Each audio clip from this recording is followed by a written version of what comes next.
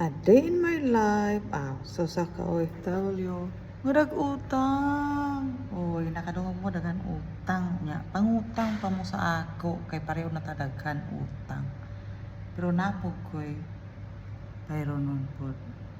Sa pa. Dagan utang plus na pa'y bayro nun. Kadong ba, besh mo nang kayad yun ta. Sa pa'y orasa ron. Sa'yo pas buntag na ako work. 8. Ay pag-imay lang ang pangalan sa among 6:01. Una na ko diri sa among workplace. Ay magkayod ta kay Ginoo ko mo na yun OFW. Say nakarelate diha. Kasi may utang diha. Pautang ako.